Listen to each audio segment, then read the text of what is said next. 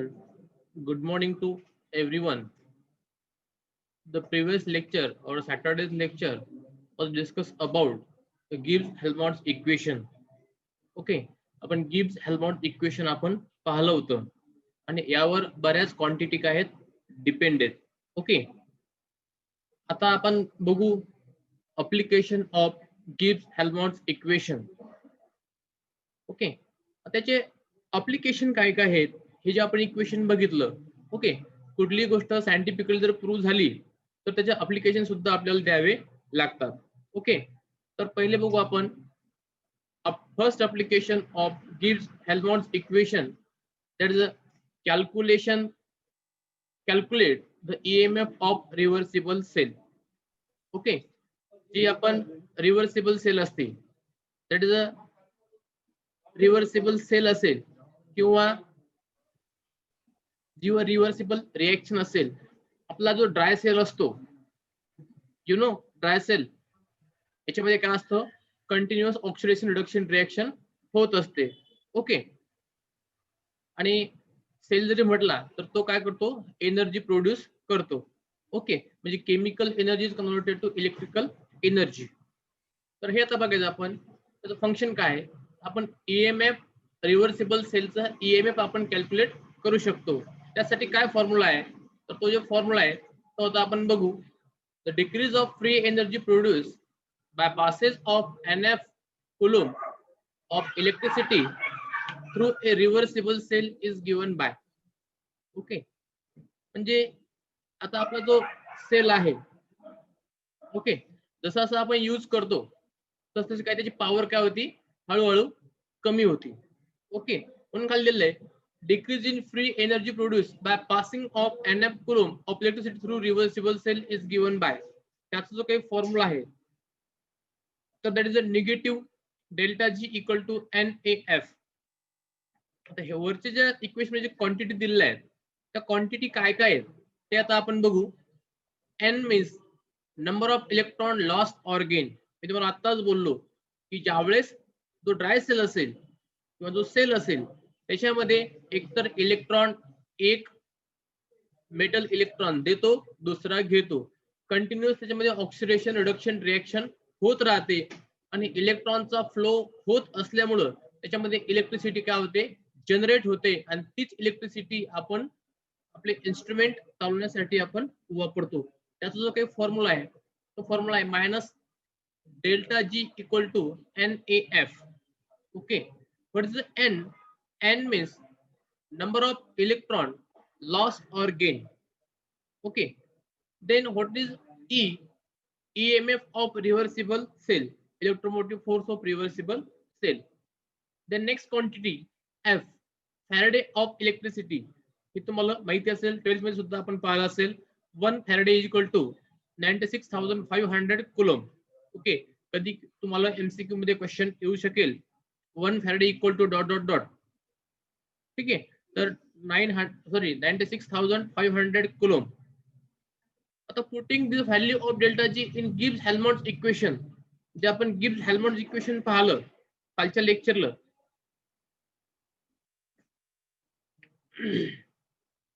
हे होतं Gibbs Helmholtz equation delta G equal to delta H T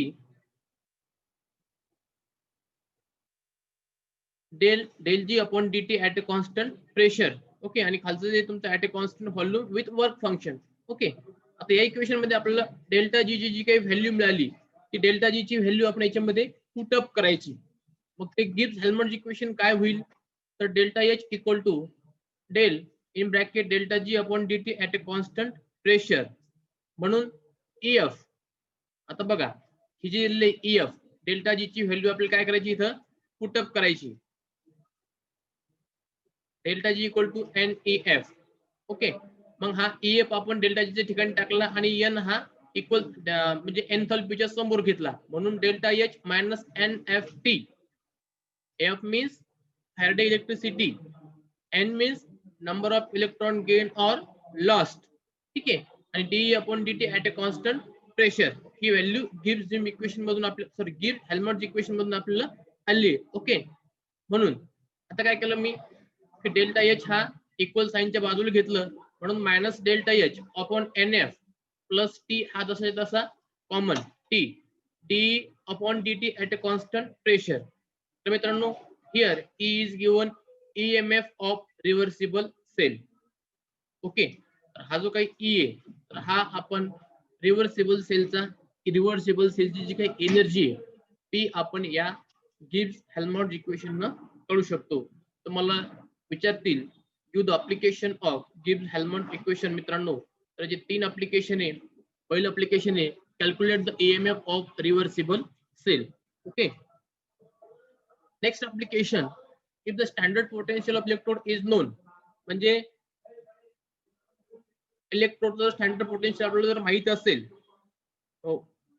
at multiple temperature 2 किंवा जास्त temperature the entropy of reversible can be determined by using suitable Gibbs-Helmholtz equation.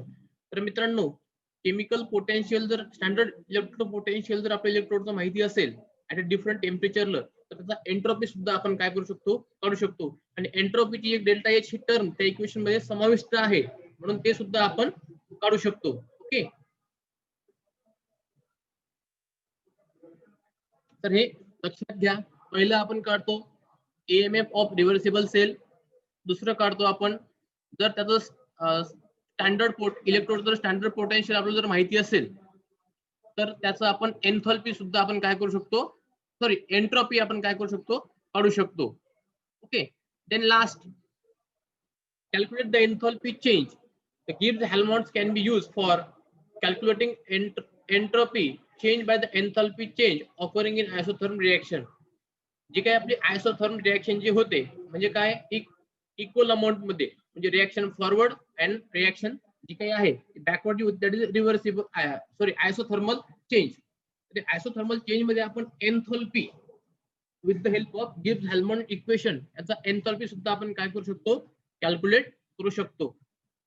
Okay, पहिलं application to calculation of EMF reversible cell.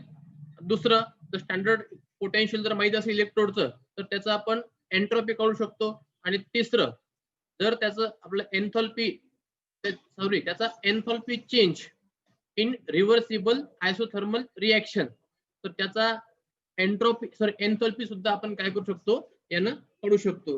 Okay, तर मित्रांनो हे 3 applications आहेत.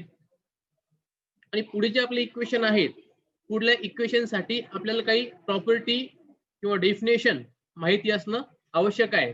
तर मित्रांनो त्या 2 प्रॉपर्टीज आहेत. पहिली हे इंटेन्सिव्ह प्रॉपर्टी आणि दुसरी एक्सटेन्सिव्ह प्रॉपर्टी. हे तुम्ही 12th स्टँडर्डला शिकलेले आहेत. Okay, what is intensive property and what is extensive property. तर पहिले आपण बघू what is intensive property of system. बघा, the intensive property are physical property that do not depend upon the amount of matter. Okay, म्हणजे काय तर किती matter आहे याच्यावरती अवलंबून नाही. ओके, एक उदाहरण सांगतो मित्रांनो. वॉटरचा बॉइलिंग पॉइंट तुम्ही 1 लिटर वॉटर घ्या 100 लिटर वॉटर घ्या का 500 लिटर वॉटर घ्या त्याचा जो बॉइलिंग पॉइंट आहे तो काय आहे 100 डिग्री सेल्सिअस. म्हणजे काय तुम्ही 2 ml वॉटर घेतलं काय आणि 200 लिटर वॉटर घेतलं काय त्याचा जो काही बॉइलिंग पॉइंट आहे तर तो काय आहे 100 डिग्री सेल्सिअस. कुठेही जा अंटार्क्टिकावर जा आफ्रिकेत जा कुठेही जा. लक्षात ही झाली आपली intensive property.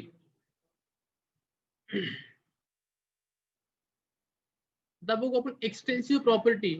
Extensive property are physical property that depend upon the amount of matter. Okay, amount of matter म्हणजे काय त्याच्यामध्ये येईल व्हॉल्यूम येईल मास येईल त्यामध्ये एनर्जी येईल त्याचा शेप येईल याची काही क्वांटिटी आहे तर ह्या आहेत एक्सटेन्सिव्ह प्रॉपर्टी. ओके, आता intensive property depend upon the amount of matter. Okay,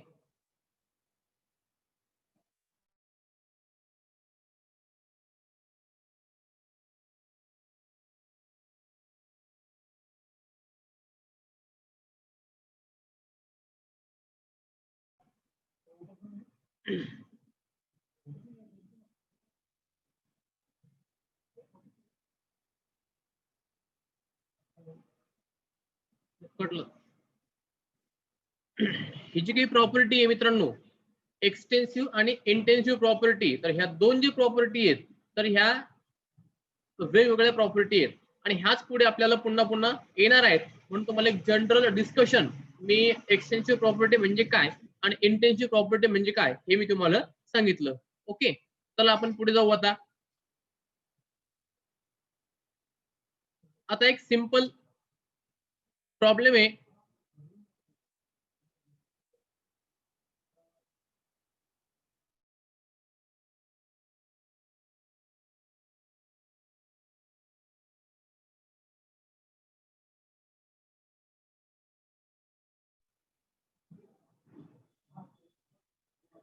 आता मित्रांनो, याच्यावरचे जे काही प्रॉब्लेम आहेत ते आपण प्रॉब्लेम बघू.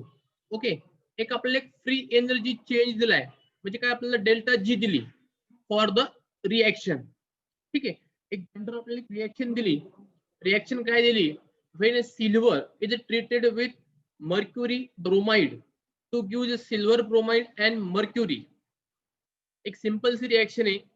एक साधं एक मर्क्युरी सॉरी सिल्वर घेतलंय, सिल्वर मध्ये मर्क्युरी ब्रोमाइड टाकलंय आणि सिल्वर ब्रोमाइड ब्लॅक कलरची पीपीटी तयार होते आणि तुमचा जो एक्झिम मेटल आहे हा काय झाला? सेपरेट झाला.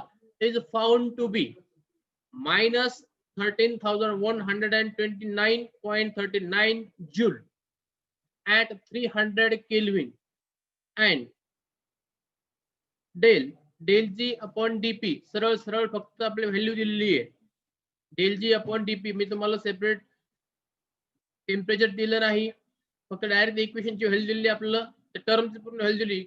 For it is -60.207 kilo joules per mole.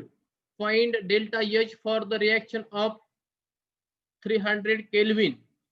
म्हणजे मित्रांनो, जे आपण अप्लिकेशन पाहिले गिव्स देम इक्वेशनचे, त्याच काय हा एक त्याच्याच बेसवर हा एक प्रॉब्लेम आहे. इथे काय सांगितलं आपल्याला? एक एन्थॅल्पी काढायचं सांगितलं ऍट 300 डिग्री केल्विनला. काय काढायचं सांगितलं आपल्याला? एन्थॅल्पी काढायचा सांगितला. Okay, the solution we know that gives Helmont equation equal to delta H plus TD in bracket delta G dp dt at a constant pressure. सरळ सरळ ही काय टर्म दिलेली आहे. आपण काय केलं? फक्त आता एक सरळ एक इक्वेशन लिहिलं, सॉरी एक फॉर्म्युला लिहिला आणि पुढे आपल्याला डेल्टा जी ही टर्म दिलेली आहे. ओके, म्हणून delta G minus T delta G D T at a constant pressure. तर मित्रांनो, ही जी काही क्वांटिटी दिलेली आहे, ही क्वांटिटीची ही एवढी व्हॅल्यू आणि रिएक्शन आयसोथर्म जो आहे तर तो आपल्याला एवढा दिलेला आहे. ठीक आहे, म्हणून काय करायचंय की डेल्टा जी जी आहे तर ती -13,129.39 जूल ही इथे घेतली आपण. ओके, मायनस टी टेम्परेचर किती आहे? 300 केल्विन. इथं बघा ऍट 300 केल्विन. ओके, आता कुठे दिलेलं आहे? ही पूर्ण क्वांटिटी दिलेली आहे. Del D G D T at a constant pressure ही, तर ही एवढी क्वांटिटी दिलेली आहे. तर हे दोन जे होतील हे मायनस मायनस प्लस होतील, दोघांची काय करायची आपल्याला? इक्वल करायची. आणि जो काही तुमचं आन्सर येईल तर ते तुमचं येईल डेल्टा एच, म्हणजे रिएक्शनचा जो काही एन्थॅल्पी आहे तर तो एन्थॅल्पी किती राहील? 409,032.71 किलो जूल. मित्रांनो, आजपर्यंत आपल्या एक्झाम मध्ये ऍज इट इज आपल्या बुक मधले जे काही प्रॉब्लेम आहेत तेच जसे तसे येतात, किंवा थोडीशी एखादी दोन गोष्ट थोडीशी व्हॅल्यू किंवा ट्रेडिंग जे आहेत, सॉरी ज्या व्हॅल्यू आहेत अंकातल्या जे व्हॅल्यू आहेत थोड्याफार बदलतील. तर हे लक्षात ठेवा. हा जो एक सिंपलचा प्रॉब्लेम होता तो आपण घेतला. आता जो पुढला टॉपिक आहे तर तो एक टॉपिक आहे केमिकल पोटेन्शियल और पार्शियल मोलार फ्री एनर्जी. ठीक आहे, आजपर्यंत जास्त वेळेस काही परीक्षेला विचारलं नाही, पण एक दोन वेळेस तुम्हाला विचारलंय. डिफाइन द केमिकल पोटेन्शियल और पार्शियल मोलार फ्री एनर्जी किंवा define the partial molar free energy, give their equation, असा दोनदा प्रश्न फक्त विचारलेला आहे. तर ह्या प्रश्नाचा आन्सर काय आहे तर मित्रांनो हे आता आपण बघू. आताच मी तुम्हाला सांगितलं एक्सटेन्सिव्ह प्रॉपर्टी आणि intensive property. Okay, consider the extensive property free energy, let it be represented by G. जी काही एक एक्सटेन्सिव्ह प्रॉपर्टी आपण घेतली त्याची जी काही फ्री एनर्जी आहे तर ती फ्री एनर्जी किती आहे तर ती आपण कन्सिडर केली noted by capital letter G. Okay, suppose that the system consist of N constituent for homogeneous system. Okay, तुम्ही एक गॅसचं मिक्सचर घेतलंय ओपन सिस्टीम मध्ये, गॅसचं मिक्सचर घेतलंय आणि त्याच्यामध्ये एन नंबर ऑफ मोल गॅसचं काय आहे कॉन्स्टिट्यूशन आहे किंवा एक मिक्सचर आहे. ते कसं मिक्सचर आहे homogeneous mixture. The amount of which present in the system are N1 N2 N3 moles. त्या ओपन सिस्टम मध्ये जे काही गॅसेसचं कॉन्स्टिट्यूशन आहे तर काय N1 N2 N3 number of moles गॅसेसचे मॉलिक्यूल त्यामध्ये काय प्रेझेंट आहेत त्याला आपण काय नोटेड केलंय N1 N2 आणि N3 मोल्स त्याला काय केलं आपण डिनोट केलं. Then the properties of capital G is a fraction, not only the temperature and pressure, but the amount of different constituent as well. So we can write, okay. आता समजून घ्या की एक होमोजिनियस गॅसचं काय घेतलं आपण मिक्सचर घेतलं. आता गॅसचं मिक्सचर घेतल्यात कोणते कोणते टर्म असणार आहे त्याला पर्टिक्युलर एनर्जी असणार आहे त्याला काय करायचंय त्याला एक पर्टिक्युलर टेम्परेचर असणार आहे त्याला पर्टिक्युलर प्रेशर असणार आहे आणि त्याच्यामध्ये number of moles N1 N2 N3 काय त्याच्यामध्ये ह्या टर्म इन्क्लूड असणार आहे. म्हणून आपण एक जनरल टर्म घेतली delta G equal to F of bracket T temperature असेल प्रेशर असेल number of moles N1 N2 N3 till up to Ni infinite माहित नाही आपल्याला. Okay, now if there is a small change in temperature and pressure, the amount of constituent, then the change in property delta G is given by. त्यामध्ये काय आपण थोडासा बदल केला त्यामध्ये काय एक टेम्परेचर थोडंसं आपण टेम्परेचर किंवा प्रेशर बदललं किंवा अमाऊंट ऑफ कॉन्स्टिट्युएंट म्हणजे गॅसेस जे काही number of moles of gas आहेत याची जी क्वांटिटी आहे आपण ती काय केली थोडीशी का आपण बदलली. वरतीच पाहिलं आपण it is extensive property. Okay,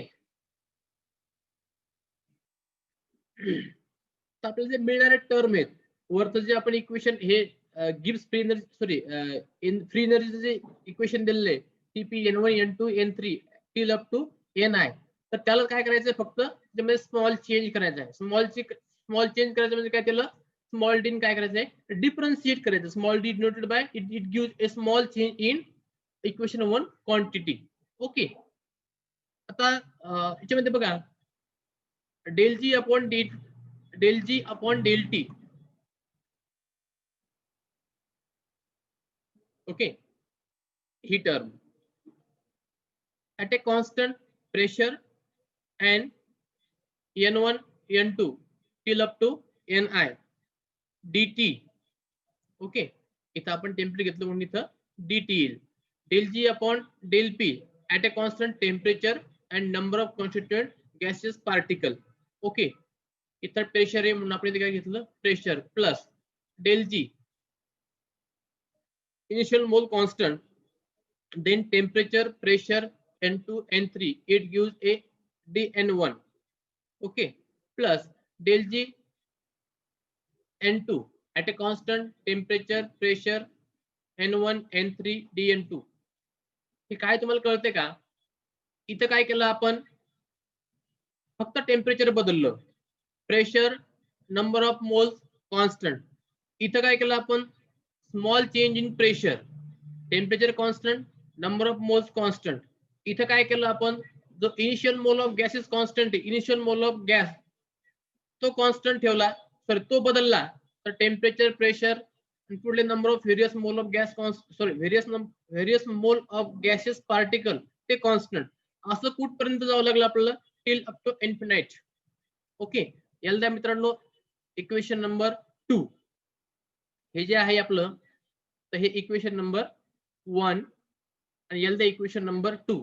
फक्त काय केलं आपण थोडासा चेंज केला प्रेशर मध्ये टेम्परेचर मध्ये आणि amount of constituent gases particle याच्यामध्ये काय केलं थोडंसं आपण चेंज केला तर तो चेंज केल्यानंतर जे खालचं इक्वेशन आहे ते काय थोडं डिफरन्शिएट झालं आणि त्याला आपण आपल्या याच्यात फक्त इक्वेशन मध्ये मांडले तर ते मित्रांनो आपले इक्वेशन नंबर 2 हे मिळेल. ओके,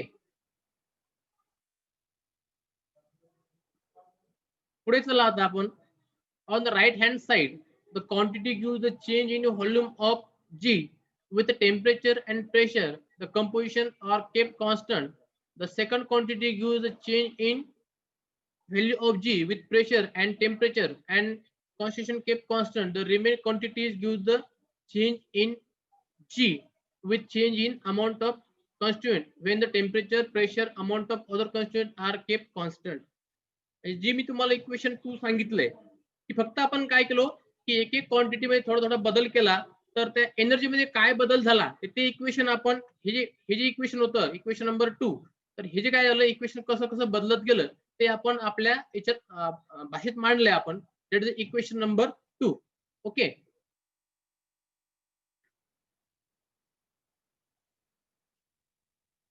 आता बघा if temperature and pressure are kept constant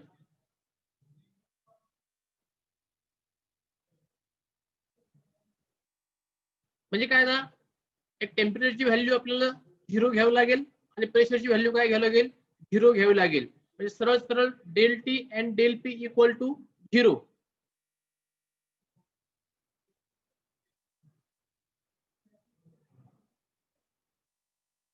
मग आता काय होईल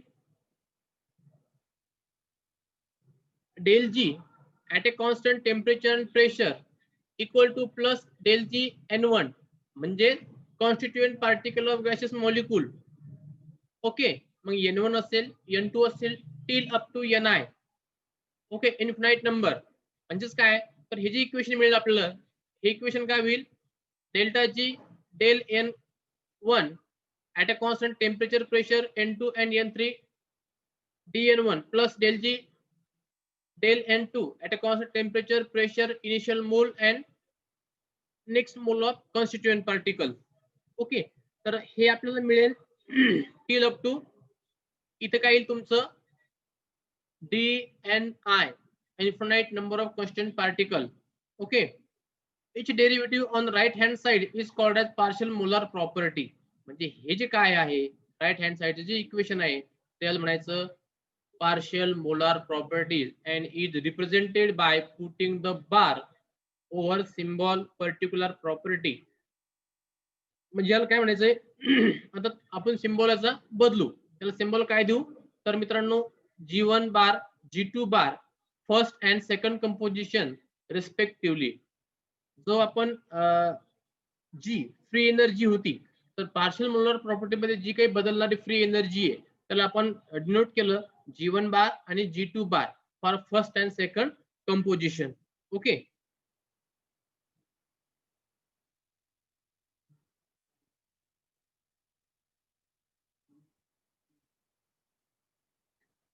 आता आपण फर्स्ट कंपोजिशन घेऊ in general for first composition that is a delta G del N1 at a temperature pressure N2 N3 next mole of gas constant is equal to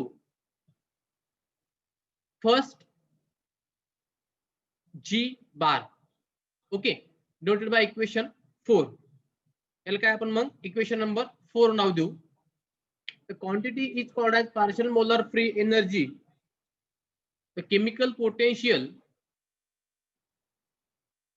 is usually represented by the symbol mu. Okay. जसं आपण आता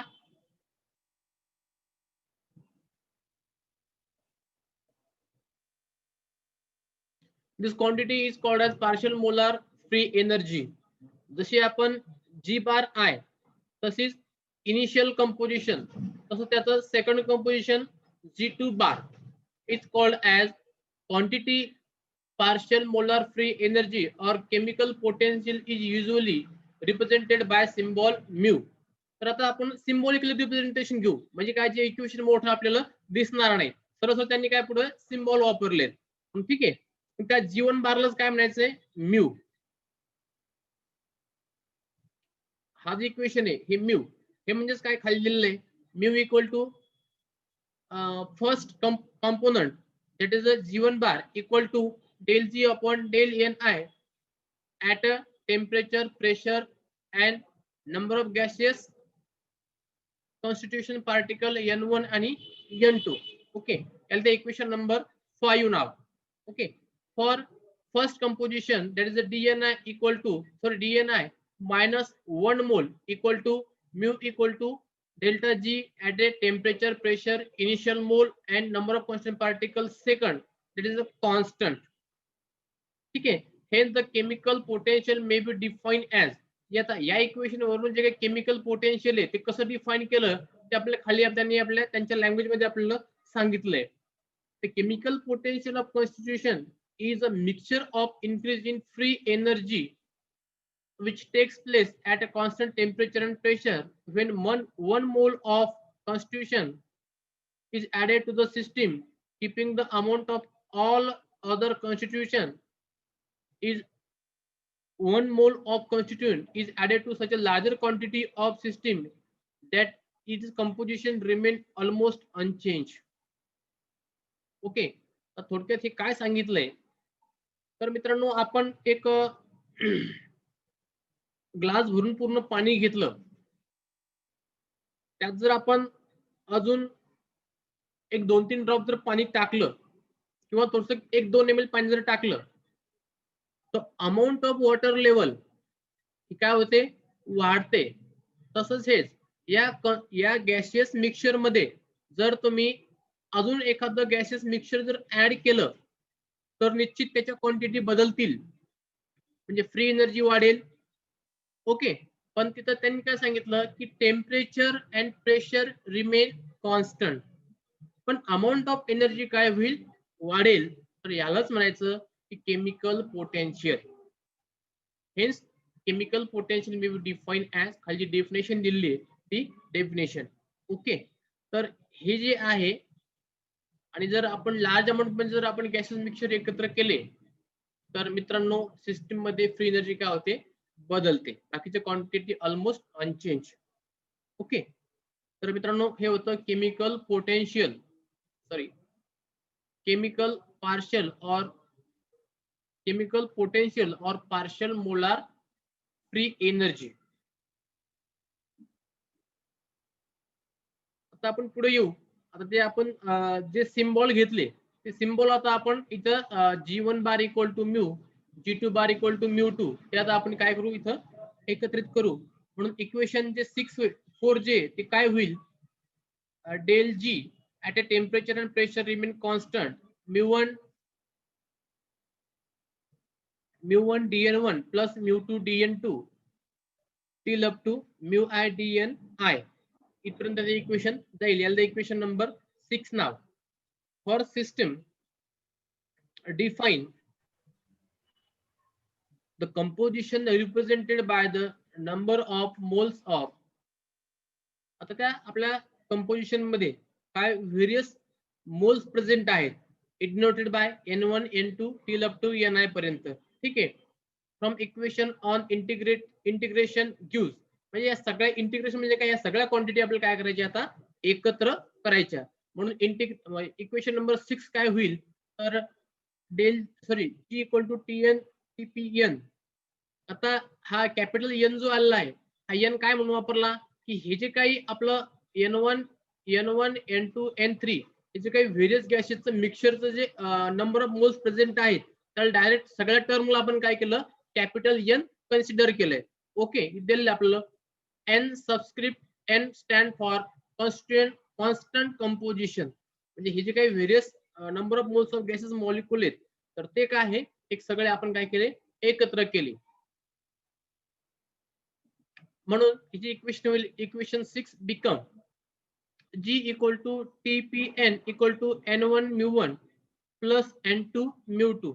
okay, ही term आपल्याला अशी मिळेल. On the right hand side, the first term gives contribution of first constitution to the total free energy of system. The second term gives the contribution of second constitution and so on. Obviously, N1, N2, etc. gives contribution per mole to the total free energy. Okay, आता हे जे काही equation दिलेलं आहे N1 म्यू1 म्हणजे काय की जी first term आहे आपली total free energy of system, म्हणजेच काय, it give the contribution of first constitution, म्हणजे जी काही इनिशियल मोल असेल त्याची फ्री एनर्जी असं कुठपर्यंत जेवढे तुमच्याकडं number of constant particles present असतील तशी तुमची Ni into mu I असं till up to infinite number of gases mole. Okay, obviously N1 and N2 etc gives a contribution per mole of total free energy.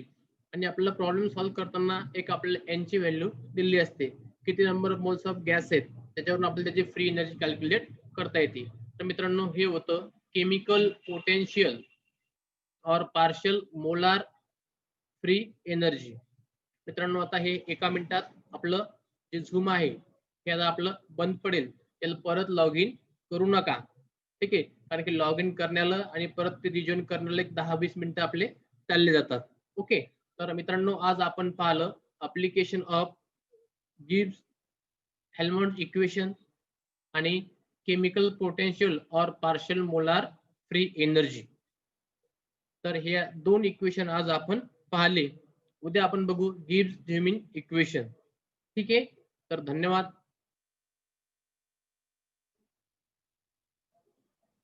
हो sir.